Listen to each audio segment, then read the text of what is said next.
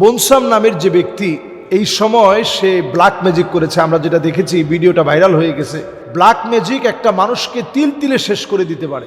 নবী করিম সাল্লাল্লাহু আলাইহি ওয়াসাল্লামের উপরেও যখন ব্ল্যাক ম্যাজিক করা হয়, আল্লাহর রাসূল সাল্লাল্লাহু আলাইহি সাল্লাম, আপনি চিন্তা করতে পারেন, তিনি 6 মাস ধরে অসুস্থ হয়ে গিয়েছিলেন। কোনো স্ত্রীদের কাছে নবীজি সাল্লাল্লাহু আলাইহি সাল্লাম যেতে পারতেন না। নানা কোয়াকো বনসাম বিশ্বকাপ ফুটবলে সেখানে খেলা দেখতে গিয়েও ব্ল্যাক ম্যাজিক করেছে। আসলে এটা খেলার মধ্যে প্রভাব পড়বে কিনা, আসলে ব্ল্যাক ম্যাজিকটা এমন, এটা করলে কিছু প্রভাব পড়তে পারে। এই ব্ল্যাক ম্যাজিকের দ্বারা দুষ্টচক্রের বিভিন্ন ক্ষতি হতে পারে। আমরা কোনোটারই পক্ষে না, ব্ল্যাক ম্যাজিকেরও পক্ষে না, এই ফুটবল খেলারও পক্ষে না। এই ফুটবল খেলা যেভাবে ধ্বংস হওয়া দরকার, এটা জুয়ার একটা কারখানা। মুসলিম উম্মার সবচেয়ে বড় ইবাদত বিনিষ্টকারী সবচেয়ে ক্ষতিকর হচ্ছে এই মুসলিম উম্মার জন্য এই খেলার টাইপ। এবং দেখা যায় মুসলিম উম্মা এতটা বেশি ক্ষতির মধ্যে নিমজ্জিত হচ্ছে এই খেলাকালীন সময়ে, আমরা অনেকে কল্পনা করতে পারছি না। এই বনসাম নামের যে ব্যক্তি এই সময় সে ব্ল্যাক ম্যাজিক করেছে, আমরা যেটা দেখেছি ভিডিওটা ভাইরাল হয়ে গেছে। আসলে ব্ল্যাক ম্যাজিকটা এত সহজ জিনিস না। এটা আমরা যত সহজে এখন বাংলাদেশে একেবারে পুতুল দিয়ে, মাছ দিয়ে বিভিন্নভাবে ব্ল্যাক ম্যাজিক করে ফেলতেছি, এটা কিন্তু এত সহজ জিনিস না। ব্ল্যাক ম্যাজিক একটা মানুষকে তিল তিলে শেষ করে দিতে পারে। নবী করিম সাল্লাল্লাহু আলাইহি ওয়াসাল্লামের উপরেও যখন ব্ল্যাক ম্যাজিক করা হয়, আল্লাহর রাসূল সাল্লাল্লাহু আলাইহি সাল্লাম, আপনি চিন্তা করতে পারেন, তিনি 6 মাস ধরে অসুস্থ হয়ে গিয়েছিলেন। কোনো স্ত্রীদের কাছে নবীজি সাল্লাল্লাহু আলাইহি সাল্লাম যেতে পারতেন না।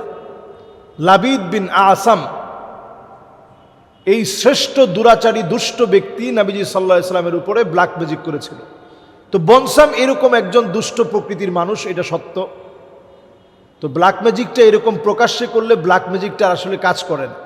ব্ল্যাক ম্যাজিকটা এরকম যদি সবার সামনে আপনি করতে থাকেন, তো এটা আসলে দুষ্ট চক্রের কাজ। তো এটা দুষ্টামি করেই কাজটা করতে হয়। এবং তারা দেখবেন কবরস্থানের বিভিন্ন রকমের হাড্ডির সঙ্গে, অনেক পুরাতন কবরস্থানের কবরে একটা কফিনের সঙ্গে তারা সেটাকে বেঁধে দেয়, একটা মাছের গলার মধ্যে দিয়ে দেয়, তখন আস্তে আস্তে কাজ করে। তো কোনো ফুটবলারকে নিয়ে এরকম ব্ল্যাক ম্যাজিক করা হচ্ছে, বনসাম বিভিন্ন ফুটবলারদেরকে নিয়ে এটা করছে। তো এটা এই গানার এই জাদুকর যে আছে, ব্ল্যাক ম্যাজিশিয়ান যে আছে, তার অনেক এরকম দুষ্টামি আমরা ইতিপূর্বেও দেখেছি।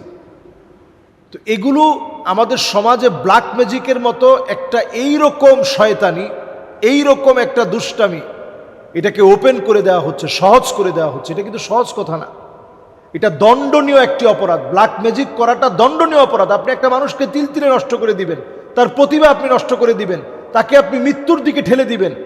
এটাকে ওপেন ক্যামেরার সামনে নিয়ে আসা হয়েছে, এটাকে আমরা কিছু মনে করছি না। তার মানে আজকের এই পৃথিবী চায় ব্ল্যাক ম্যাজিক বেড়ে যাক, এই কালো জাদুর প্রভাব বেড়ে যাক। এই কালো জাদুর প্রভাবটা দিন দিন বেড়ে যাচ্ছে, আরো বেড়ে যাক। এমনকি দুবাইয়ে আইন করা হয়েছে যে হাজার হাজার রিয়াল, হাজার হাজার দিরহাম জরিমানা করা হবে যদি এটা প্রমাণিত হয়। নবীজি সাল্লাল্লাহু আলাইহি ওয়াসাল্লামের হাদিস থেকে এটা শাস্তি হচ্ছে হাদ্দুস সাহিরি দরবাতুন বিসাইফ, মৃত্যুদণ্ড হচ্ছে শাস্তি। সুতরাং এই বিষয়গুলো সহজ বিষয় না, এটাকে আমরা একেবারে সহজ বানিয়ে ফেলেছি। আমরা এই সময়ে এই ব্ল্যাক ম্যাজিকগুলো দেখে আমরা আরও অনেক কিছু দেখব, যে এই খেলার ভিতরে বাল দেবতার যে পূজা, সেই পূজা শেখানো হচ্ছে, বাল দেবতার পূজা শেখানো হচ্ছে, 2 আঙ্গুলকে উঁচিয়ে সেলিব্রেট করা শেখানো হচ্ছে, তৃত্ববাদকে প্রমোট করার জন্য 3 আঙ্গুল উঁচিয়ে তৃত্ববাদকে প্রমোট করা শেখানো হচ্ছে। এরকম এই খেলার ভিতরে একটা মিশনকে কিন্তু সাকসেস করা হচ্ছে। এবং এখানে বারবার বলা হচ্ছে, এই পৃথিবীর যারা বড় বড় জ্যোতিষী আছে, এই পৃথিবীর যারা বিভিন্ন সময়ে প্রেডিকশন বলে দেয়, সিমসন কার্টুন থেকে শুরু করে প্রেডিকশন বলে দেয়, এইরকম অনেক কিছু আপনি দেখবেন এই খেলাকে ঘিরে মানুষের ঈমান ধ্বংসের জন্য উঠে পড়ে লেগেছে। শুধু উঠে পড়ে লেগেছে তা না, এই খেলাকে ঘিরে মানুষের ঈমান কি করে ধ্বংস করা যায়। দেখবেন যারা প্রেডিকশন বলে আগামীর পৃথিবীতে কি ঘটতে যাচ্ছে, তারা দেখবেন বলবে এলিয়ন মাঠে এসে, এরপরে এলিয়ন দেখবেন খেলোয়াড় সহ দর্শকদেরকে উঠিয়ে নিয়ে যাবে। এটাও মানুষের বিশ্বাস করা লাগবে। তবে আমি বলছি, এবারের বিশ্বকাপে অনেকগুলো বিপর্যয় ঘটবে। এটা আপনারা যারা খেলাপ্রিয় মানুষ আপনাদের চোখের সামনে চলে আসবে, মিডিয়ায় চলে আসবে। কারণ আল্লাহ রাব্বুল ইজ্জাতুল জালাল এই সময়টাতে অবশ্যই তাদেরকে তাদের এই অট্টহাসির শাস্তি আল্লাহ তাআলা দিবেন। ভেনেজুয়েলাতে পরপর দুইবার কয়েক সেকেন্ডের ব্যবধানে যে ভূমিকম্প তছনছ করে দিল, এটা যে আমার দেশের মধ্যে আসবে না, এটা যে আমার দেশে হবে না, আমরা কি করে ভাবতে পারি? একটা পরিকল্পিত নগরী ভেঙে তছনছ হয়ে গেছে, মৃত্যুপুরীতে রূপ নিয়েছে। আপনি ভেনেজুয়েলার দিকে তাকিয়ে দেখেন, এটা একটা মৃত্যুপুরী হয়ে গেছে এখন। আর সেখানে আমাদের দেশে অপরিকল্পিত নগরায়ন বলতে যা বোঝায় পুরাটাই আমাদের দেশে আছে। এই দেশে যদি এরকম একটা ভূমিকম্প হয়, আমাদের বাঁচার কোনো উপায় নেই। দেশটা পিছিয়ে পড়বে শত শত বছরের জন্য। মানুষ উদ্ধার হওয়া তো দূরে থাক, এই শহর একেবারে বসবাস চলাচলের অনুপযোগী হয়ে যাবে। বিল্ডিংগুলো সব মুখ থুবড়ে পড়বে, সবগুলো সেজদা অবনত হয়ে যাবে। আজকে বড় আফসোস, এত দেশের বিপদগুলো আমরা দেখি। বড় বড় ভূমিকম্প আসার আগে পূর্ব দিকে ভূমিকম্প আসবে, এরপরেও আমরা বুঝি না আমাদের জন্য আযাব চলে আসতেছে। এই যে পূর্ব দিক, মানে মায়ানমারকে আপনি পূর্ব দিক ধরতে পারেন, ইন্ডিয়াকে ধরতে পারেন, এরপরে আপনার এই বদ্বীপের মতো ছোট্ট বাংলাদেশের আশেপাশের যে দেশগুলো আছে সবগুলারই আপনি পূর্ব দিকের দেশ হিসাবে যদি ধরেন, এই পূর্ব দিকে ভূমিকম্প হবে। আমরা দেখতে পাচ্ছি একটার পর একটা সিরিজ ভূমিকম্প সারা দুনিয়ার মধ্যে শুরু হয়েছে। জাপানে ভূমিকম্প হলো, এখন ভেনেজুয়েলাতে ভূমিকম্প হলো, মিয়ানমারে ভূমিকম্প হয়েছে, ইন্দোনেশিয়াতে ভূমিকম্প হয়েছে, তুরস্কে ভূমিকম্প হয়েছে, আফগানিস্তানে ভূমিকম্প হয়েছে, অনেক দেশে ভূমিকম্প হয়েছে। কিন্তু আল্লাহ তাআলা কি অপার দয়া, আমাদের এই বাংলাদেশটাকে আল্লাহ তাআলা এখনো হেফাজতে রাখছেন। কোরআনুল কারীমের একটি আয়াত আপনাদেরকে স্মরণ করিয়ে দিতে চাই। আল্লাহ তাআলা বলছেন, আওয়ালা ইয়ারাউনা আন্নাহুম ইফতানুনা ফি কুল্লি আমিন মাররাতান আও মাররাতাইন সুম্মা লা ইয়াতুবুনা ওয়ালা হুম ইয়াযাক্কারুন। প্রত্যেকটা বছরে আল্লাহ তাআলা এক অথবা একের অধিক আল্লাহ তাআলা বিপদ দিয়ে থাকেন। কখনো কখনো প্লাবন হয়, বন্যা হয়, আবার ভূমিকম্প হয়, ভূমিধস হয়। আল্লাহ তাআলা কত রকমের আযাব দেন। আল্লাহ তাআলা বলেন, গোলাম আযাব এই জন্য দেই তোমরা যেন তাওবা করে আমি আল্লাহর দিকে ফিরে আসো, আমি আল্লাহকে স্মরণ করো, আমি আল্লাহকে ডাকো, আমি আল্লাহর দিকে আসো। এই জন্য আমি আল্লাহ তাআলা বিপদ দিই।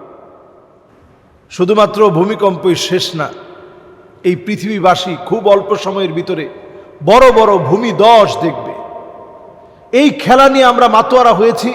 আপনারা এবার দেখবেন, নিশ্চিত করে আপনারা লিখে রাখেন, খেলার মাঠের ভিতরে অনেক বড় বড় এই বছর খেলার মাঠের ভিতরে বিপর্যয় ঘটবে। এটা আপনারা লিখে রাখতে পারেন আজকে খাতা কলম। কিভাবে বিপর্যয় ঘটবে এটা আপনারা বিশ্বকাপ শেষ হওয়ার আগ পর্যন্ত দেখতে থাকেন, আপনার বিপর্যয়গুলো আপনাদের চোখে চোখে আপনারা দেখবেন। আল্লাহ তাআলা মুসলমানদেরকে কাঁদিয়ে এই উল্লাস আর আল্লাহ তাআলা দেখতে চান। এই পৃথিবীর ভিতরে যখন গান বাজনা, মদ, জুয়া, অশ্লীলতা, পাপাচার যখন হালালের মতো মানুষ করা শুরু করবে, ফালিয়ারতাকিবু ইনদা যালিকা রিহান হামরা, চতুর্দিক থেকে আগুন ঘেরাও করে ফেলবে। আমার মনে হয় সে সময় চলে আসছে। এই পৃথিবীর ভিতরে কাসরাতুজ জালাজিল, একটার পর একটা দেশ শুধু ভূমিকম্পের তাণ্ডব দেখবে। খাসফুন, ভূমিধস হবে, উপর থেকে বড় বড় আযাব পড়ে মানুষ মারা যাবে। ধরেন পাহাড়টা হঠাৎ করে ধসে গেছে, বড় একটা আযাব, মানুষ মারা গেল। বিল্ডিং পড়ে মানুষ মারা যাওয়া, উপর থেকে কিছু একটা পড়ে মানুষ মারা যাবে। নবীজি সাল্লাল্লাহু আলাইহি ওয়াসাল্লাম বলে গেছেন, মানুষের চেহারার ভিতরে বিকৃতি ঘটে যাবে, ছেলে মেয়ের মতো হয়ে যাবে, মেয়ে ছেলের মতো হয়ে যাবে। অহরহ এখন হচ্ছে। এই পৃথিবীর ভিতরে আযাব আসবে এমন, মানুষগুলা মৃত্যুপুরীতে, মানুষের এমন ভয়াবহ আযাবের ভিতরে মানুষ পড়ে যাবে। পৃথিবীর ভিতরে বিভিন্ন প্রান্তে মানুষ মারা যাবে। কেন মারা যাবে? আল্লাহ তাআলা প্রতিশোধ নিতে চান না। আল্লাহ তাআলা চান যে মানুষগুলো একটু দেখে আল্লাহর দিকে যেন ফিরে আসে, একটু তওবা করে, একটু যেন আল্লাহকে আল্লাহ বলে ডাক দেয়।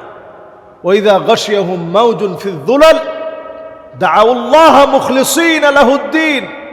বিপদ আসলে মানুষ তখন আল্লাহকে মন থেকে ডাকে, বিপদ চলে গেলে আবার ভুলে যায়। এখনো যদি আমরা এই শঙ্কার ভিতরে, ভয়ের ভিতরে যদি আমরা নামাজি হতে পারি, যদি হতে পারতাম, তাহলে আমাদের কাছ থেকে আযাবটা উঠে যেত। আল্লাহ তাআলা যেন আমাদেরকে নামাজি বানায় দেয়, বিপদ মুসিবত থেকে আল্লাহ যেন হেফাজত করে।